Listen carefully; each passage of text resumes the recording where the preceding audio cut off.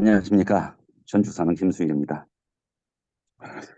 이 말라기서 이런 이야기는 우리 이렇게 그 가나안 교인들은 잘 다루지 않고 지복을 많이 말하는 기존 교회 목사들이 많이 울거먹는 장이 말라기인데, 말라기서 중에서도 금방 읽었던 8절에서 10절 하나님께 바쳐봐라. 그냥 10절 이하 거기서도 바쳐보면 11조를 바치면은 하늘에 복을 넘치도록 채워줄 것이다. 하나님을 시험해보라. 하나님을 시험해보라는 말은 성경 66권 중에서 여기 한 군데 문이 없다. 하나님이 이렇게 약속을 했으니까 한번 해봐라. 그렇게 많이 울거먹는 내용이죠. 이 말라기서가 쓰여진 시기는 이스라엘 백성들이 아니죠. 남쪽 나라 유다 백성들이 그 바벨론으로 포로로 잡혀갔죠. 포로로 잡혀갔다가 바벨론이 멸망하고 페르시아, 우리 성경에는 파사라고 나오죠. 페르시아 왕조가 들어서고 그 고레스 왕이 이스라엘 백성들을 고국으로 유대 땅으로 돌아가라고 시키죠. 근데 우리가 보면은 유다 백성들이 한 번에 돌아온 것이 아니라 네 번에 걸쳐서 돌아옵니다. 맨 처음에 스룹바벨을 선두로 돌아오고 그 다음에 에스라, 또 마지막에 이렇게 느헤미야가 총독이 돼서 마지막 돌아왔죠. 그래가지고 이렇게 말하 하는데 아마 구약 성경 중에서 말라기서가 맨 끝에 또 이렇게 편집되어 있지만 어쩌면 그 마지막 성경일 수도 있는 것이죠.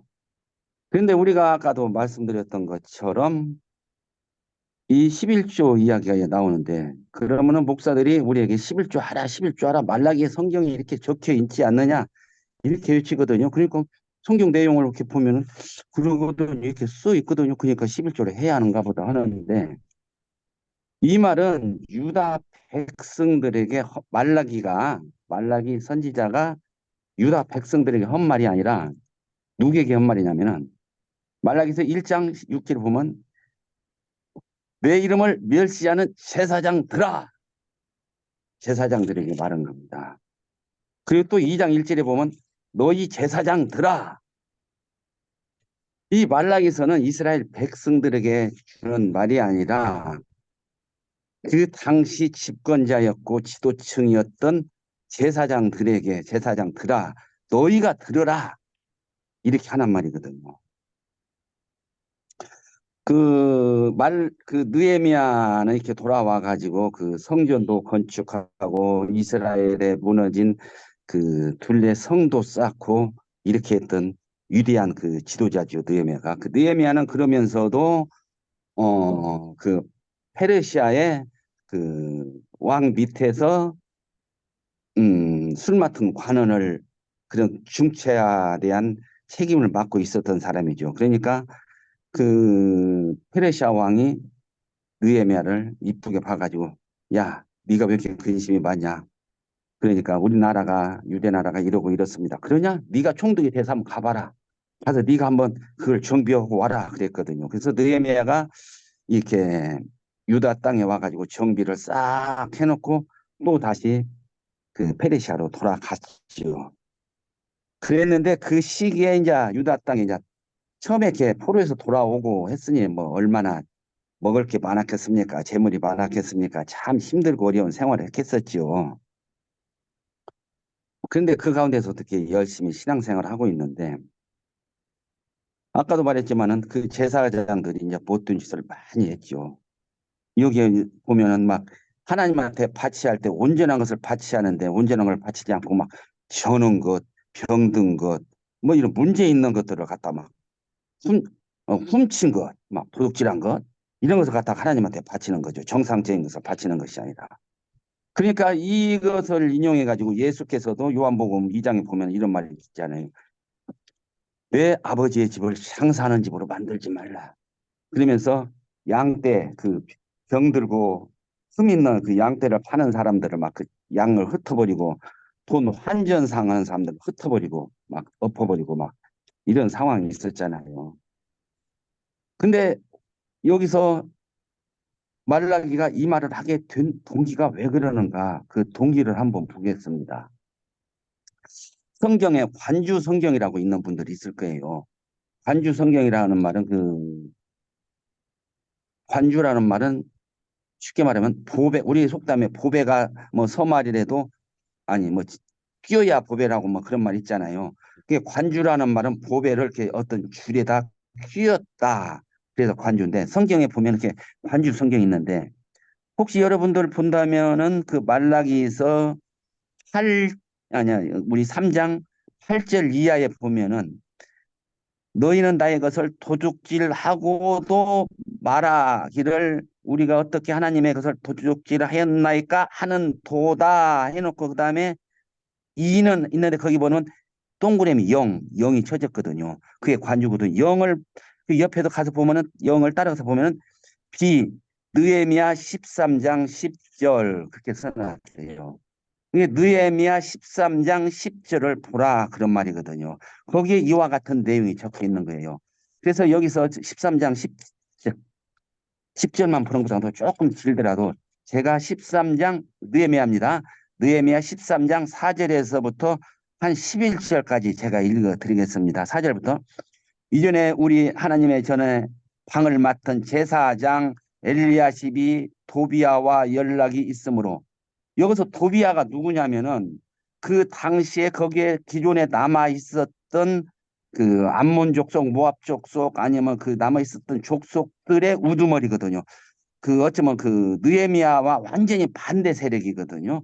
느헤미야가 돌아와가지고 성전을 건축하니까 지네가 대장짓 하던 것을 대장짓을 못 오게 되니까는 그것을 엄청 반대했던 사람이란 말이에요. 지금으로 말하자면 쉽게 말하자면 뭐 친일파라고 말할까? 아니면 북한에 뭐 김정인 파라고 말할까? 이런 사람이거든요. 제사장 엘리야십이 도비야와 연락이 있으므로 도비야를 위하여 한 큰 방을 만들었으니 그 방은 원래 소재물과 유향과 그릇과 또 레위 사람과 노래하는 자들과 문지기들에게 11조로 주는 곡물과 새 포도주와 기름과 또 제사장들에게 주는 거제물을 두는 곳이라. 그때 내가 예루살렘에 있지 아니하였느니라. 바벨론 왕 아닥사스다 32년에 내가 왕에게 나갔다가 며칠 후에 왕에게 말미를 칭하고 예루살렘에 이르러서야 엘리야십이 도비야를 위하여 하나님의 전 뜰의 방을 만든 악한 일을 안지라. 내가 심히 근심하여 도비야의 세간을 그 방 밖으로 다 내 던지고 명령하여 그 방을 정결하게 하고 하나님의 전에 그릇과 소재물과 유향을 다시 그리로 들여놓으니라. 또 내가 알아본 즉 레위 사람들이 받을 몫을 주지 아니하므로 그 직무를 행하는 레위 사람과 놀이하는 자들이 각각 자기 밭으로 도망하였기로 내가 모든 민장들을 꾸짖어 이르기를 하나님의 전을 어찌하여 버린 바 되었느냐 하고 곧 레위 사람들을 불러 모아 다시 제자리에 세웠더니 이런 내용입니다. 자, 금방 여러분들 제 설명이 부족하면은 집에 가셔가지고 그 느헤미야서를 한번 읽어보시기 바랍니다. 말라기서에 나와 있는 여기 이야기가 뭐냐면 느헤미야가 이 예루살렘에 돌아와서 어느 정도 정비 정도를 해놓고 다시 페르시아에 갔다가 돌아오는 사이에 그 먼 거리 갔다 돌아오면 아무리 빨라도 1년 아니면 2년, 3년 이렇게 걸렸겠죠. 갔다 돌아보니까 그 당시 집권층 지도자였던 제사장 엘리야십이나 이 사람들이 그 하나님의 11조 이렇게 모아놨던 그 창고의 모든 것들을 다 드러내버리고 드러냈다는 말이 뭔 말이겠습니까? 지네들이 다 먹어 치웠다는 얘기겠죠. 나눠 먹었다는 거지. 그리고 적군의 수장 도비야를 갖다가 그 방 안에 다 들여놓은 거예요. 이거 말이 됩니까? 쉽게 말하자면 우리 교회를 치자면 우리 교회 안에 이만희를 갖다 놓은 거야. 상실자를 갖다 놓은 거야. 여기서 살으라고. 이렇게 해놓으니까는 그리고 이제 그 밑에 아까 읽었던 것처럼 그 레위 사람들 제사장들 밑에서 수종 드는 사람들 있잖아요. 그 또 노래 부르는 사람들 이 사람들이 먹을 양식을 취할 거 아니야. 근데 그래서 싹 없애버리니까 그 사람들이 먹고 살 길이 없잖아요. 배가 고프잖아. 어떻게 해야 먹고 살아야 하잖아요. 다 자기네 고향으로 동네로 도망가 버린 거야. 그냥 제사 드릴 수가 없는 거지. 수종 드는 사람이 없으니까. 이렇게 만드는 것이 그 당시 말라기스의 근본이에요.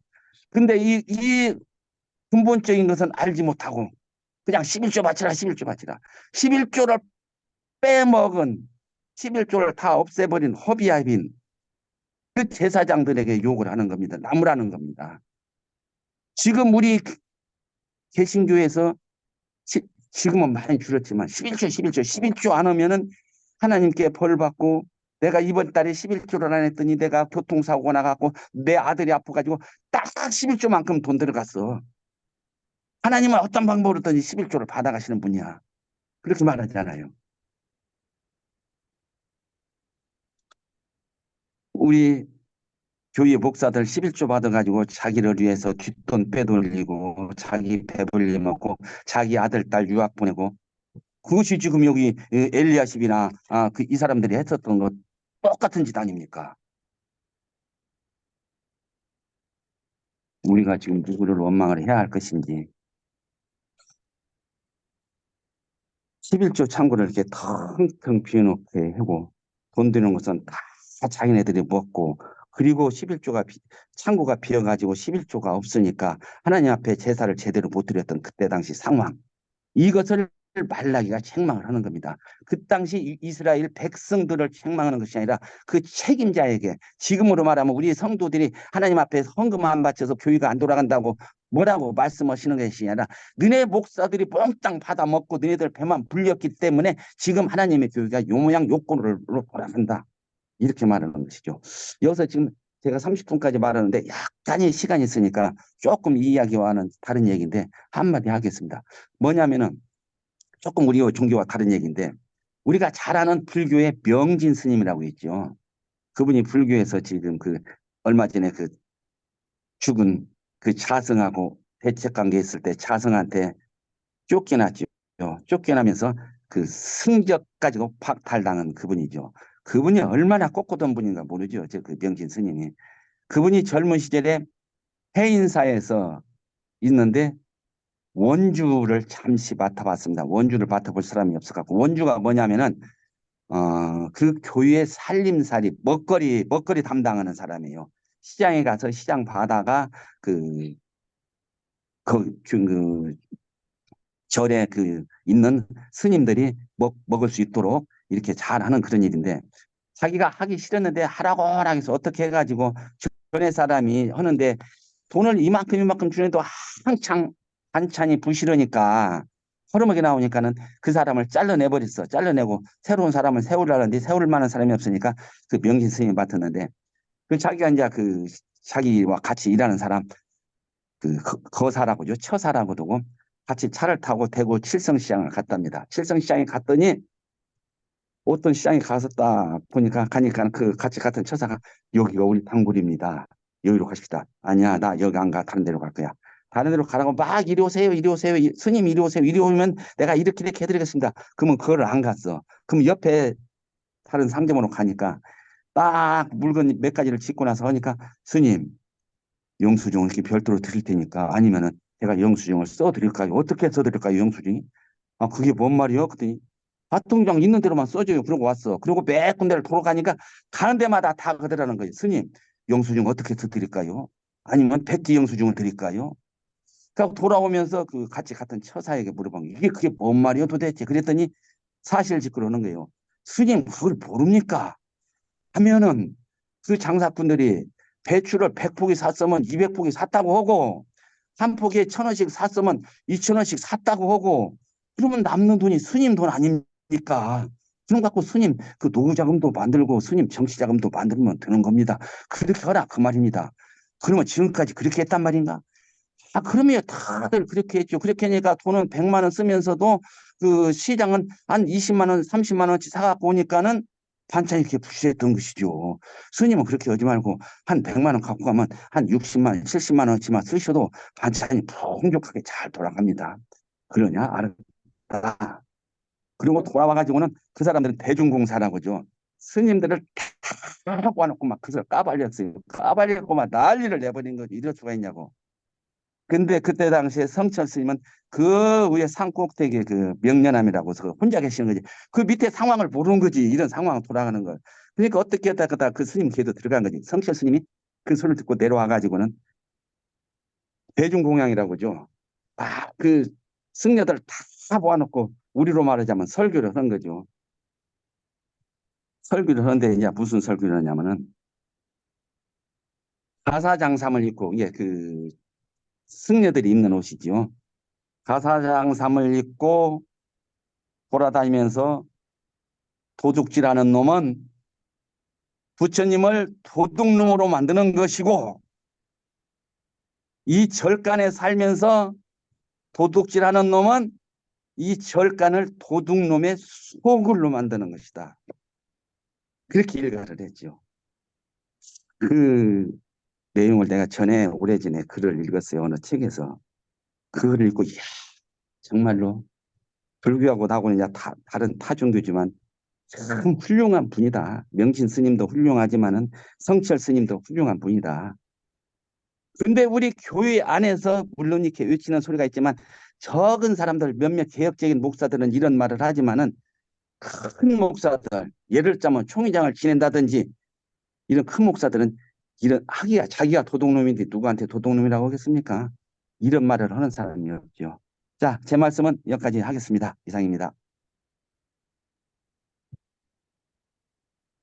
예, 잠시 오늘 들은 담화를 들으면서 생각하는 시간을 갖도록 하겠습니다.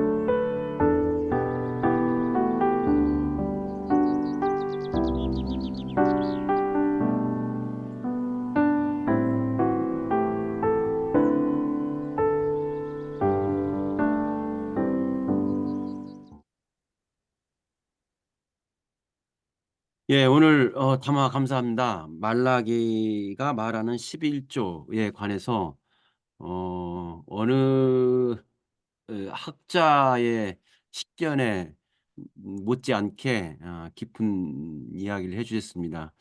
지난번 최재구 형제님께서 119편 이렇게 이 담화를 해주셨는데 저희가 유튜브에 올렸습니다. 그랬더니 유튜브의 한 구독자가 이런 말을 썼더라고요. 최재구님의 시편 110편 강의는 신학교의 학부가 아닌 전문 대학원 수준으로 보입니다. 이분이 시편 강의 속편을 기대합니다. 아둘람 온라인 공동체의 공부 깊은 재야 신학자가 허다합니다. 이렇게 써놨어요. 칭찬 같죠? 이 오늘 한 그 역시 11조에 관련 말라기도 역시 어떤 뭐 신학자 못지않은 그런 깊이를 가지고 이야기를 해줬던 것 같습니다. 어, 마이크를 키시면 제가 호명을 해드리도록 하겠습니다. 가능한 한 좀 짧게 여러 명이 조금씩 나누면 더 좋을 것 같고요. 어, 길어도 괜찮습니다. 안 그러면 제가 사회자가 자꾸 말을 하니까요.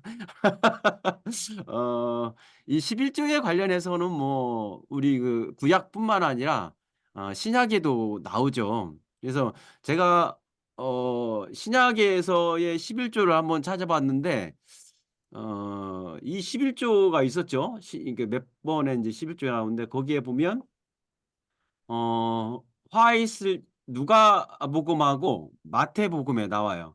화 있을진저 너희 바리새인이여 너희가 박하와 음양과 모든 채소의 11조는 들이되 공의와 하나님께 대한 사랑은 버리는도다.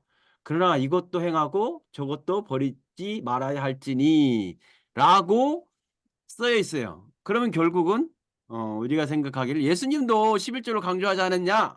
라고 얘기할 수도 생각할 수도 있지 않을까 그런 생각이 되지거든요.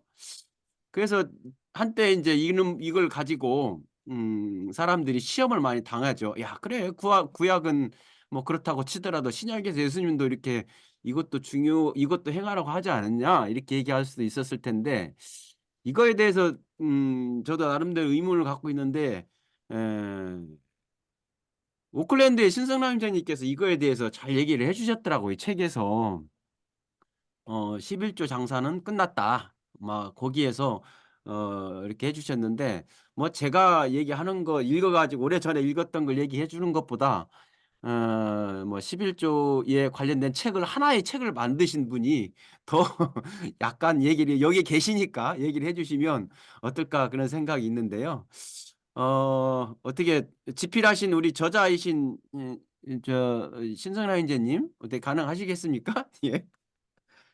가능은 한데 좋은 생각은 아닌 것 같습니다. 제가 원래 틀린 말을 하도 많이 하니까 그냥 참고만 해서 들으시면 좋겠습니다. 오늘 김수일 형제님 그 담화 정말 잘 들었습니다. 우리 대형교회 목사님들도 좀 이렇게 말씀해 주시면 얼마나 좋겠습니까?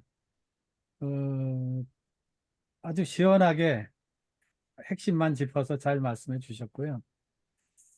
그, 왜 예수님은 그렇게 말씀하셨는데 오늘날도 11조 하냐 이 얘기죠. 왜 11조 안 해도 되냐? 예. 그때는 제가 그렇게 말씀드렸죠. 예수님이 하셨다고 해서 우리가 반드시 해야 되는 거 아니다. 예수님이 할례 하셨다고 우리가 할례해야 되는 거 아니다. 그 이유는 예수님 시대까지는 구약의 시대죠. 그 당시는 성전도 있었고 11조 제도도 있었고 제사장도 있었고 그러니까 예수님 십자가 사건 이후로 이제 본격적인 신약 시대가 되는데 예수님도 엄밀히 보면 구약의 사람이죠. 살아계신 동안은. 그래서 그 당시는 백성들이나 제사장 다 11조 하는 게 그냥 당연했고요. 성전이 있었으니까. 자, 그러면 11조를 사실 정말 해야 될 사람은 누군가? 제가 볼 때는 저 유대교 사람들이에요. 이스라엘에. 왜냐면은 유대교는 성경을 구약만 성경으로 생각하고 있고요. 구약 성경에는 분명히 뭐 11조 끝났다든지 뭐 11조 더 이상 할 필요 없다 이런 소리 없습니다. 그러면 유대교인들은 지금도 11조를 해야 돼요. 그런데 왜 안 하고 있습니까? 그 이유는 성경대로 11조를 할 수 없기 때문이죠. 그러니까 성경대로 11조를 하려면은 우선 성전이 있어야 되죠. 그 다음에 제사장한테 가서 바쳐야 되고요. 세 번째 하나 더 있습니다. 반드시 토지 소산에 현물을 바치게 돼 있습니다. 그런데 현실적으로 성전이 없어요. 그리고 제사장도 다 사라졌습니다. 로마에게 다 멸망당했죠. 나라도 망했고요. 성전도 망했고요. 그러니까 기술적으로 할 수가 없는 겁니다. 사실은 뭐 예수님의 십자가로 폐지된 거지만은요. 그러니까 유대인들조차, 현대 유대인들조차 11조를 안 하고 있는 거죠. 안 한다고 할 수도 있고 못 한다고도 할 수 있고요. 그러니까 뭐 그거를 우리 개신교에서 또는 카톨릭에서 11조를 걷는다. 이거는 유대교인들이 볼 땐 참 황당한 겁니다. 왜냐하면 성전도 아닌데 교회당 예배당이라는 데서 또 제사장도 아닌 목사들이 주도해서 그걸 걷고 있어요. 또 그걸 걷었으면 원래 11조의 목적이 성전 제사 제도를 유지하는 것과 가난한 사람 구제하는 것인데 지금 성전이 없으니까 성전 제사 제도 뭐 서포트할 필요 없죠. 제사장 급여 줄 필요도 없고 뭐 그러면 단 하나 이제 구제를 해야 되는데 오늘날 교회가 11조 걷어서 구제하는 거 여러분 보셨습니까? 뭐 일부 하겠죠. 한 100분의 1쯤 하겠죠. 그런데 다 교회에서 씁니다. 그래서 좀 전에 김수일 형제님 담화에서도 말씀하셨지만 강도들이 다 먹고 있어요. 그 시대에도 예수님이 성전을 향해서 강도의 소굴이라 그러셨잖아요. 누가 강도입니까? 성전 안에 있던 제사장들이에요. 그 사람들이 다 떼먹었어요. 오늘날에도 똑같은 일이 일어나고 있습니다. 11조라 그래가지고는 뭐 구약을 들이대면서 걷어가지고는 우리 가난한 사람들한테 뭐 얼마나 옵니까? 내 형제나 내 이웃이 가난할 때 교회에서 구제하는 거 여러분 보셨습니까? 다 그 교회에서 삼키고 있죠. 인건비로 쓰고 뭐 맨날 벽돌 갖다 쌓고 교회만 흥청흥청 그러다가 이제 철지나니까 유럽 교회처럼 뭐 술집으로 팔리고 그 쓸데없는 짓에 다 쓴 거죠, 그 돈은. 그래서 11조의 정신이 사라진 이 현대교회의 11조는 이것은 성경적인 가르침이 아니다. 뭐 그런 얘기로 결론이 되는 것 같습니다. 이야기가 길어서 죄송합니다. 감사합니다. 예. 어, 구약에 있는 11조는 예수님 당시에는 예수님도 구약의 사람으로서 거기에 영향을 받았었었고 예수님이 돌아가시고 그 이후로는 오늘날에는 이제 그 제도는 그때까지만 유효했었다라고 이야기 되어지는데요. 오늘 그 유대인에 대해서 이렇게 좀 전에 얘기를 해 주셨는데 유대인의 그 한 남자가 제가 예화가 있어요. 예화를 하나 설명드릴게요. 한 남자가 그 신과 이렇게 대화하기 위해서 산 꼭대기에 올라갔다고 합니다. 그리고 인제 물었겠죠. "당신께 1만 년은 어떤 시간입니까?" 그러자 하늘에서 음성이 들려왔다. "1 분과 같으니라." 그러자 남자가 물었다. "그러면 당신께 100만 달러는 어떤 돈입니까?" 또다시 하늘에서 음성이 들렸다. "1 페니 같으니라." 그러자 남자가 말했어. "그러면 제게 1 페니만 주시겠습니까?" 그러자 마지막 음성이 들려왔다. "알았다. 1 분만 기다려라." 이해되세요? 배은서 형제님 이해하시는데 결국은 1만 년을 1만 년에 지금 1 분을 기다려야 되는 그런 상황이 이렇게 돌아온 겁니다.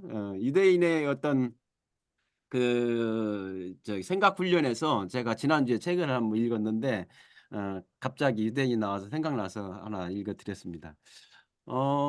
어떻게 또 그 이번에 이 11조라든지 아니면 또 연보에 관련된 것도 괜찮을 것 같아요. 그다음에 나눔이라든지 이런 주제도 괜찮을 것 같고 그거에 대해서 이게 인제 그 마이크를 켜 주시면 배은서 형제님께서 도와주셨습니다. 예.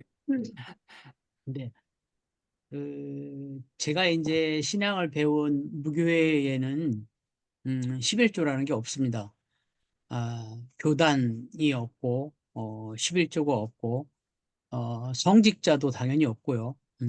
그래서 이런 거에 대해서 전혀 모르고 살았는데 음, 제가 청년 시절부터 이제 기독교 서점에서 이제 성경 공부 모임을 하고 하면서 대부분 이제 교회 다니는 분들하고 이제 모임을 하게 됐고 그리고 이제 기독교 그 서점에서 기독교 서적들을 쭉 접하면서 당연히 인제 그 11조에 대해서 인제 공부를 하고 그렇게 됐거든요.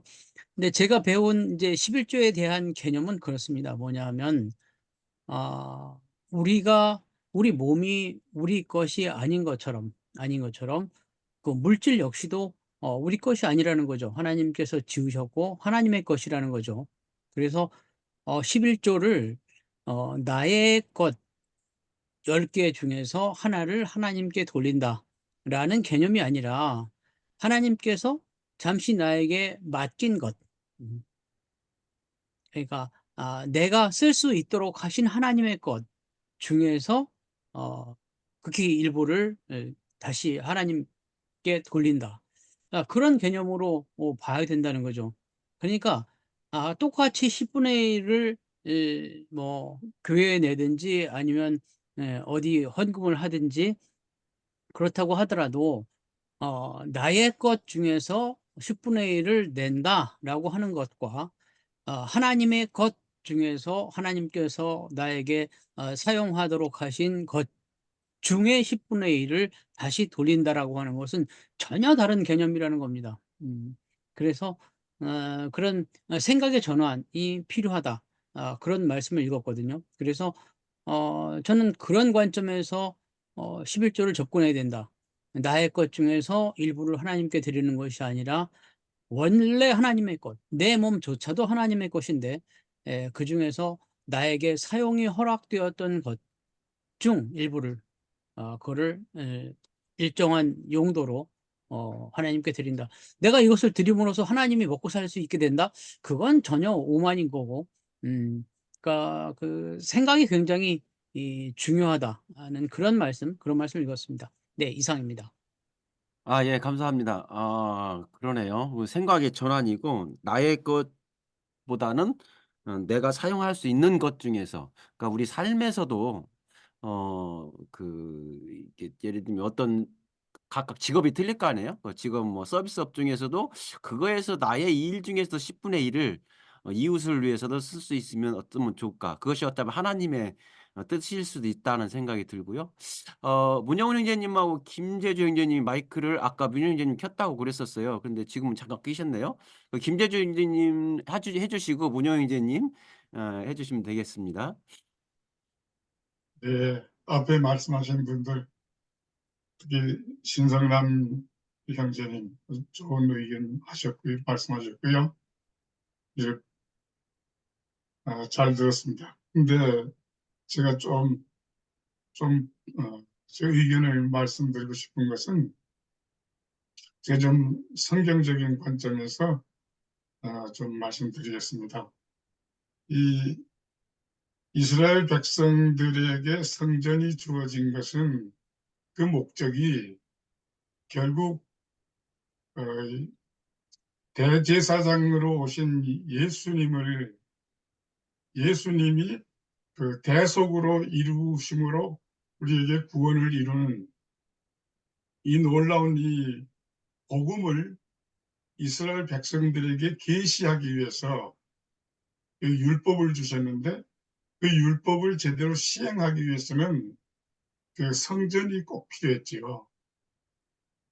그래서 동물을 잡아서 제사를 드리고 하는 이 일을 통해서 결국 예수님의 대속을 계시하기 위한 그 시스템이 절대적으로 필요했기 때문에 또 그걸 위해서 이스라엘 백성들 전체가 그 선민으로 선택받아서 그 복음을 계시하는데 동원이 됐죠.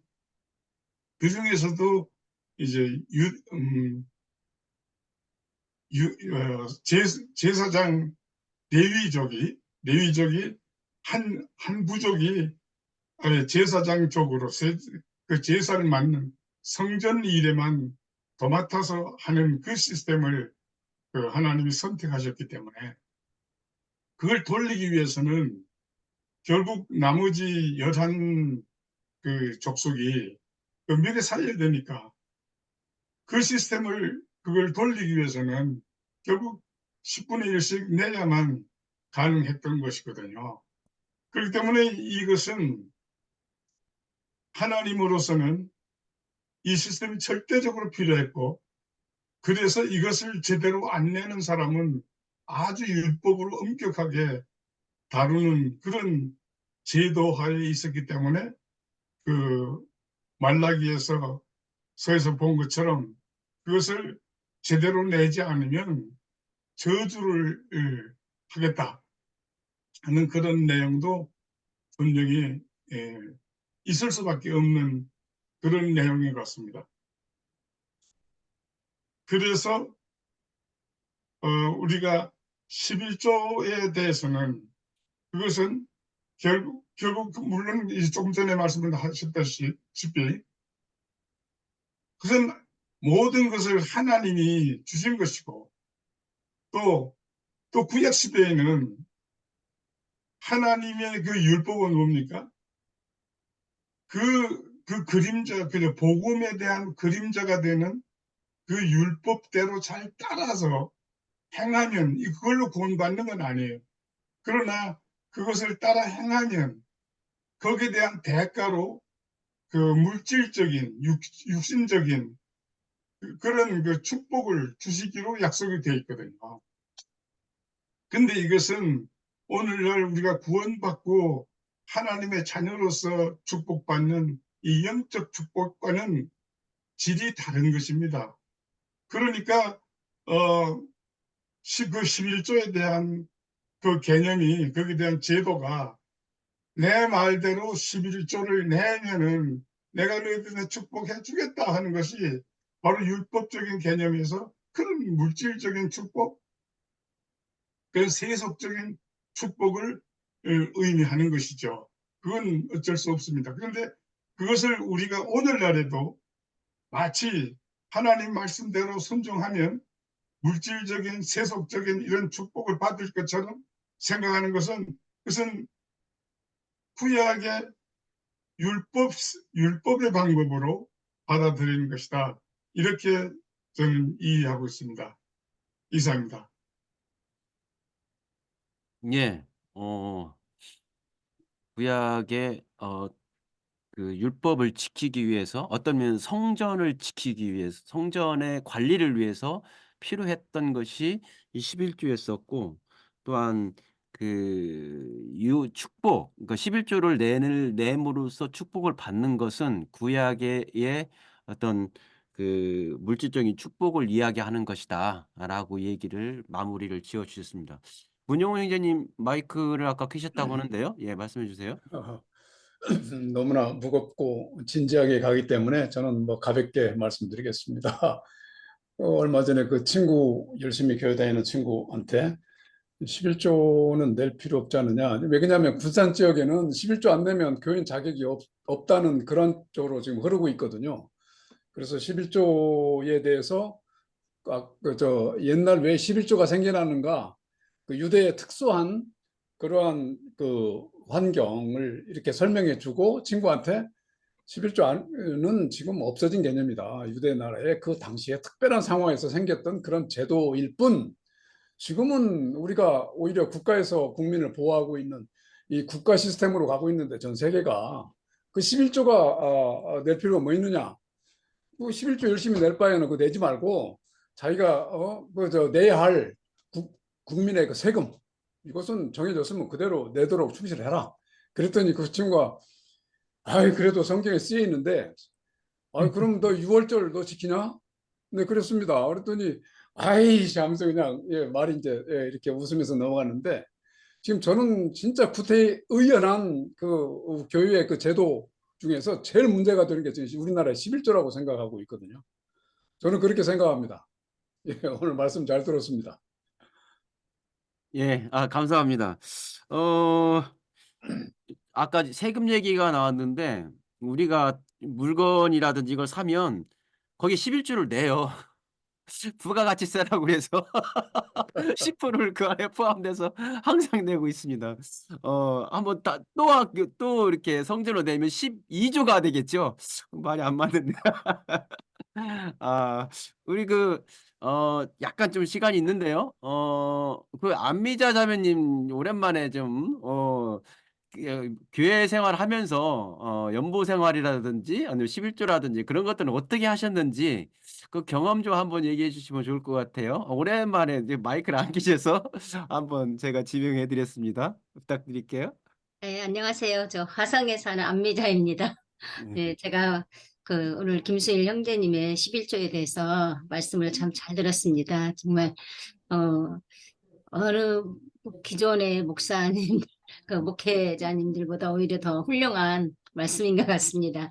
네, 저는 이제 그 11조에 대해서 교회 생활 제가 이제 하는 동안에는 이게 정말 11조를 뭐 철두철미하게 내야 된다고 생각을 했어요. 근데 제가 그 교회에서 좀 성도가 많지 않은 교회에서 제가 뭘 했냐면 재정을 좀 맡았는데, 제가 가끔 이제 재정을 맡으면서 의문 사항이 좀 많이 생겼어요.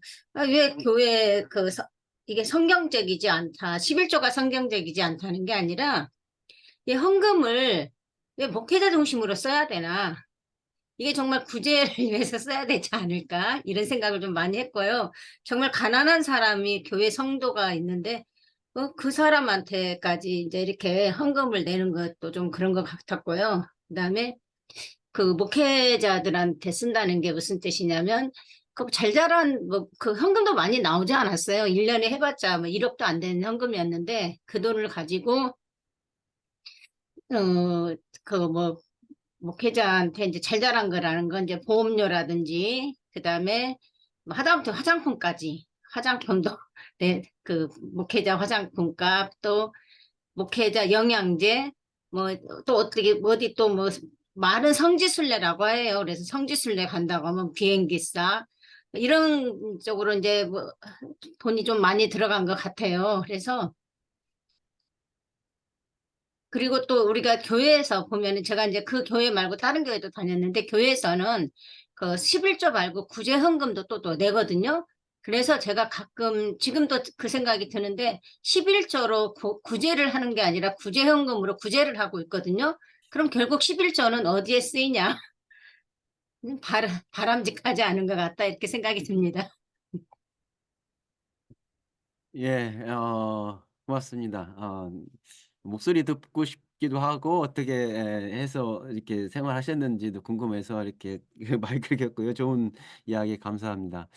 뭐 제가 이 코바디스 영화를 보면서 거기에 나온 그 어떤 성전 건축이라고 하죠, 주로. 어떤 건물 건축할 때 나오셨던 분이 한 분이 계셨어요.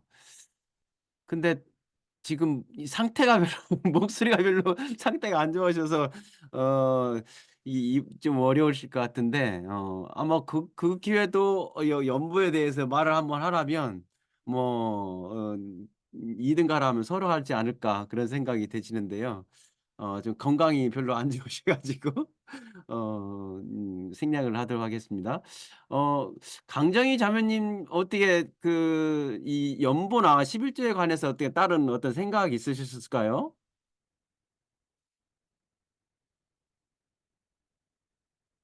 마이크를 아직 안 켜셨습니다. 예, 저는 이제 11조도 11조고 사실은 시간을 11조 드려야 된다는 그런 생각을 좀 했었어요. 음. 그래서 음, 돈도 그렇지만 시간을 하나님과의 교제 그거를 좀 해야 된다. 그래서 그런 쪽으로 생각을 많이 해봤지 11조는 거의 안 한 것 같아요. 거의 안 하고 음, 시간을 어떻게 하면 하나님 남편 말처럼 이게 내 것을 드린다는 것이 아니고 하나님의 것을 내가 다 받아서 그 중에 일부를 드린다. 그런 마음으로 그렇게 했고 이제 한동안 저희는 이제 11조를 교회가 없으니까 그런 11조를 내는 그런 다른 분들은 내는 분이 있었어요. 그 오류문고라든가 이런 데다 내는 분들도 있었는데 저희는 거기다 안 하고 결혼 때부터 치과의료 선교회라고 하는 데를 통해서 한 20만 원씩 이렇게 오랫동안 했어요. 네, 저희가 너무 힘들어져서 도저히 못할 때까지 계속 다른 의도로 11조를 했던 그런 기억이 있습니다. 예. 이상입니다. 아 오늘 결론적인 강정희 자매님의 발언이 아니었을까 생각 드는데요. 우리 주위에서 삶에서 내 시간을 좀 더 투자해서 하나님 앞에 드리는 것 얼마나 좋은 것이 아닌가 '좋은 것이다.'라고 생각이 들고요. 시간이 돈이잖아요 요즘에는. 그래서 그 시간을 드릴 수 있는 그런 마음도 그다음에 또 이 어떤 성전이나 그런 것들이 사라진 시대에서 이 주변의 이웃한테 나누는 것도 11조의 한 교훈이고 받아야 될 것이 아닐까 생각 드는데요. 예.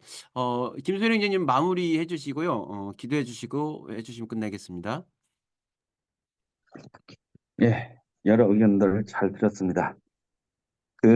말라기 선지자가 이런 말을 합니다. 얼마나 답답하면은 말라기 1장 10절에 이런 말이 있습니다. 만군의 여호와가 이르노라 너희가 내 제단 위에 헛되이 불사르지 못하게 하기 위하여 너희 중에 성전 문을 닫을 자가 있었으면 좋겠다. 내가 너희를 기뻐하지 아니하며 너희가 손으로 드리는 것을 받지 아니하리라. 얼마나 답답하면 성전 문을 닫아버릴 수 있는 자가 나왔으면 좋겠다. 그런 말까지 했습니다. 말라기가. 자, 저희는 저희 모임에서 항상 마침 기도를 이렇게 합니다. 자, 마침 기도하겠습니다.